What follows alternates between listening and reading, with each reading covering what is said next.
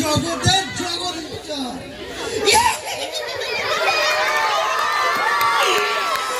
কুরুচিপূর্ণ প্রচার আর নোংরা video upload করে যুব সমাজকে খারাপ কাজে আসক্ত করাই আমার কাজ।